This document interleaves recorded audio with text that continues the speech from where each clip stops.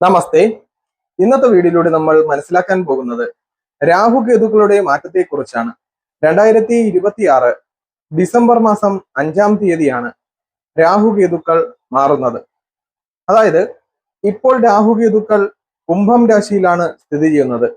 കുംഭം രാശിയിൽ നിന്നും മകരം രാശിയിലേക്ക് രാഹുകേതുക്കൾ പ്രവേശിക്കുകയാണ്. ജ്യോതിശാസ്ത്ര പ്രകാരം 12 രാശികളും 9 ഗ്രഹങ്ങളുമാണ് ഉള്ളത്. അതിൽ 2 ഗ്രഹങ്ങൾ രാഹുകേതുക്കൾ തമോ ഗ്രഹങ്ങളാണ്. എന്നാൽ മറ്റ് ഗ്രഹങ്ങൾക്ക് സ്വക്ഷേത്രം, ഉച്ചക്ഷേത്രം, നീചക്ഷേത്രം എന്നിവയുള്ളപ്പോൾ രാഹുകേതുക്കൾക്ക് സ്വക്ഷേത്രം, നീചക്ഷേത്രം, ഉച്ചക്ഷേത്രം എന്നിവയില്ല. എന്നാൽ രാഹുവിനെ ശനിയെപ്പോലെ കൽപ്പിക്കുകയും കേതുവിനെ ചൊവ്വയെപ്പോലെ കൽപ്പിക്കുകയും ചെയ്യണം എന്നാണ് ജ്യോതിശാസ്ത്രം പറയുന്നത്. രാഹുകേതുക്കൾക്ക് ശുഭദൃഷ്ടി വന്നാൽ ശുഭഫലവും രാഹുകേതുക്കൾക്ക് പാപദൃഷ്ടി വന്നാൽ അശുഭഫലവുമാണ് ലഭിക്കുന്നത്. എന്നാൽ ശുഭന്മാരോട് ചേർന്ന് നിന്നാൽ ശുഭഫലവും പാപന്മാരോട് ചേർന്ന് നിന്നാൽ അശുഭഫലവും ലഭിക്കുന്നതാണ്. മറ്റു ഗ്രഹങ്ങളെല്ലാം നേർഗതിയിൽ സഞ്ചരിക്കുമ്പോൾ രാഹുകേതുക്കൾ വക്രഗതിയിലാണ് സഞ്ചരിക്കുന്നത്. വക്രഗതിയിൽ സഞ്ചരിക്കുന്നത് കൊണ്ട് തന്നെ ഇവർ ഏത് രാശിയിൽ വേണോ സഞ്ചരിക്കാനുള്ള സാധ്യത വളരെ കൂടുതലാണ്.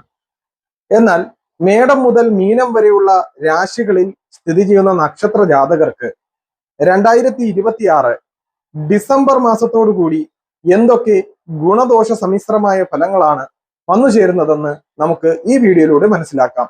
ഇന്ന് ഈ വീഡിയോയിൽ പറയുന്നത് മേടക്കൂറിൽ ഉൾപ്പെട്ടിരിക്കുന്ന അശ്വതി, ഭരണി, കാർത്തിക മേടക്കൂറിൽ ഉൾപ്പെട്ടിരിക്കുന്ന ഈ നക്ഷത്ര ജാതകർക്ക് എന്തൊക്കെ ഗുണദോഷ സമ്മിശ്രമായ ഫലങ്ങളാണ് ഡിസംബർ 5-ന് ശേഷം അനുഭവിക്കേണ്ടതെന്ന് നമുക്ക് മനസ്സിലാക്കാം. അതായത് ഈ നക്ഷത്ര ജാതകരെ സംബന്ധിച്ചിടത്തോളം ഇത്രയും കാലം രാഹുകേതുക്കൾ ഈ നക്ഷത്ര ജാതകരുടെ 11-ാം ഭാവത്തിലാണ് സ്ഥിതനായി നിന്നത്. 11-ൽ നിൽക്കുന്ന രാഹു വളരെ ഗുണാനുഭവങ്ങൾ ഉണ്ടാക്കുന്നതാണ്. അതായത് ധനവരവ് മുതലായ കാര്യങ്ങൾക്ക് അനുകൂലമാണ്.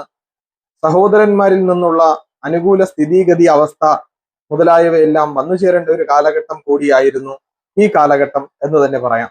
അതുപോലെ യന്ത്രവുമായി ബന്ധപ്പെട്ട് പ്രവർത്തിച്ചിരുന്നവർക്ക് വളരെ ഗുണാനുഭവങ്ങൾ വന്നു ഭവിക്കേണ്ടതായ ഒരു കാലഘട്ടം കൂടിയായിരുന്നു. ഈ നക്ഷത്ര ജാതകർക്ക് ഡിസംബർ മാസം 5-ാം തീയതിക്ക് ശേഷം രാഹു 10-ാം ഭാവത്തിലേക്ക് വരികയും കേതു 4-ാം ഭാവത്തിലേക്ക് വരുന്നതുമായ കാലഘട്ടമാണ്. ഇവരെ സംബന്ധിച്ചിടത്തോളം ഈ കാലഘട്ടം ഗുണദോഷ സമ്മിശ്രമായിട്ടുള്ള ഫലമാണ് അനുഭവിക്കേണ്ടത്. രാഹു കർമ്മസ്ഥാനത്തേക്ക് വരികയാണ്. അതായത് 10-ാം ഭാവത്തിലേക്ക് വരുമ്പോൾ തൊഴിലുമായി ബന്ധപ്പെട്ട് പലവിധ ഗുണാനുഭവങ്ങൾ ഈ വ്യക്തികളിൽ വന്നു ചേരുവാൻ പോകുകയാണ്. തൊഴിലിൽ നിലനിന്നതായിരുന്ന തർക്കം മുതലായവ പരിഹരിച്ച് മുന്നോട്ട് പോകുവാൻ കഴിയുന്ന ഒരു കാലഘട്ടമാണ്. പുതിയ തൊഴിലിൽ പ്രവേശിക്കുവാനും ശമ്പള വർധനവിനും അനുകൂലമായിട്ടുള്ള ഒരു കാലഘട്ടമാകുന്നു. എഞ്ചിനീയറിംഗ് മേഖലയിൽ പ്രവർത്തിക്കുന്നവർക്ക് പലവിധ ഗുണാനുഭവങ്ങൾ വന്നു ചേരുകയും തന്റെ മികവ് പുലർത്തുവാൻ കഴിയുന്നതുമായ ഒരു കാലഘട്ടം കൂടിയാകുന്നു ഈ കാലഘട്ടം. 10-ാം ഭാവം കൊണ്ടാണ് ആകാശം ചിന്തിക്കേണ്ടത്. വാന നിരീക്ഷകർക്കും അതോടൊപ്പം പൈലറ്റുമാർക്കും അനുകൂലമായിട്ടുള്ള ഒരു കാലഘട്ടം കൂടിയാണ് ഇനി വരാൻ പോകുന്നതായ കാലഘട്ടങ്ങൾ. ഈ രാഹുകേതുക്കൾ 1.5 വർഷമാണ് ഒരു രാശിയിൽ നിൽക്കുന്നത്. അപ്പോൾ ഈ ഫലം 1.5 വർഷം ഈ വ്യക്തികളിൽ വന്നു ഭവിക്കുന്നതാണ്. ഇടവിട്ട് സ്കിന്നിന് അലർജി വന്നു ഭവിക്കുവാൻ സാധ്യതയുള്ള ഒരു കാലഘട്ടമാണ്. ഈ നക്ഷത്ര ജാതകർക്ക് ഇതുവരെ നിലനിന്നതായ കടബാധ്യതകൾ ഒരു പരിധിവരെ പരിഹരിച്ച് മുന്നോട്ട് പോകുവാൻ സാധിക്കുന്നതായ ഒരു കാലഘട്ടം കൂടിയാണ്. അതോടൊപ്പം പുതിയ ഗൃഹനിർമ്മാണത്തിന് തുടക്കം കുറിക്കുകയും ഗൃഹ ആരംഭത്തിൽ തന്നെ ചില തടസ്സങ്ങൾ അനുഭവിക്കുമെങ്കിലും അത് തരണം ചെയ്ത് മുന്നോട്ട് പോകുവാൻ സാധിക്കുന്നതുമായ ഒരു കാലഘട്ടം കൂടിയാകുന്നു ഈ വരാൻ പോകുന്നതായ കാലഘട്ടം. ചില വസ്തുതർക്കങ്ങൾ വന്നു ഭവിക്കുവാൻ സാധ്യതയുള്ളതിനാൽ വളരെ ശ്രദ്ധിക്കേണ്ട ഒരു കാലഘട്ടം കൂടിയാണ്.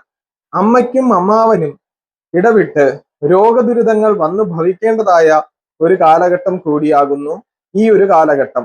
ആയതിനാൽ വളരെ ശ്രദ്ധിക്കേണ്ടതായ ഒരു കാലഘട്ടം തന്നെയാണ് ഇവരെ സംബന്ധിച്ചിടത്തോളം. ഗുണമുണ്ടാകുകയും അതോടൊപ്പം ദോഷവും സമ്മിശ്രമായിട്ട് വന്നു ഭവിക്കുന്ന ഒരു കാലഘട്ടമാണ്. കാരണം ഇവർക്ക് 7ര ശനി കൂടി നിലനിൽക്കുന്നത് കൊണ്ട് ഇടവിട്ട് തടസ്സം വന്നു ഭവിക്കുവാൻ വളരെ സാധ്യത ഏറുകയാണ്. കർമ്മ മേഖലയിൽ നിന്നും പലവിധ പ്രേമബന്ധങ്ങൾ വന്നു ഭവിക്കുകയും സുഹൃത്തുക്കളുമായി അകന്നു കഴിയേണ്ടതായ ഒരു കാലഘട്ടം കൂടിയാകുന്നു. ഗൃഹത്തിൽ നിലനിൽക്കുന്നതായ പലവിധ തർക്കങ്ങൾ കൂടി വരുമെങ്കിലും 4-ാം ഭാവത്തിങ്കൽ വ്യാഴം നിൽക്കുന്നതിനാൽ അവ പരിഹരിച്ച് മുന്നോട്ടു പോകുവാൻ സാധിക്കുന്നതുമാണ്. നിലവിൽ നിലനിന്നിരുന്നതായ ക്ലേശ ദുഃഖ ദുരിതങ്ങൾക്ക് ശമനം വന്നു ഭവിക്കും. വിവാഹാലോചനകൾ വരികയും അവ തടസ്സപ്പെട്ടു പോകുവാനുള്ള സാധ്യത ഉണ്ടാകുന്ന കാലഘട്ടം കൂടിയാകുന്നു ഈ കാലഘട്ടം. ആയതിനാൽ ഈ കാലഘട്ടത്തിൽ നവഗ്രഹ അർച്ചന നടത്തുന്നത് ഏറ്റവും ഉത്തമമാണ്. അതായത് രാഹുകേതുക്കൾക്ക് നവഗ്രഹ അർച്ചന നടത്തുകയും സർപ്പക്കാവിൽ മഞ്ഞപ്പൊടി സമർപ്പിക്കുന്നതും ഉത്തമമാകുന്നു ഈ നക്ഷത്ര ജാതകരെ സംബന്ധിച്ചിടത്തോളം ഈ കാലഘട്ടത്തിൽ. അതോടൊപ്പം ശാസ്താവിന് നീരാഞ്ജനം കൂടി നടത്തുന്നത് ഉത്തമമാണ് ഈ കാലഘട്ടത്തിൽ. ഇത്രയും പറഞ്ഞുകൊണ്ട് എൻ്റെ ഈ ചെറിയ വീഡിയോ ഇവിടെ നിർത്തുകയാണ്. നന്ദി, നമസ്കാരം. ബാക്കിയുള്ള വീഡിയോകൾ തുടർന്ന് വരുന്നതാണ്.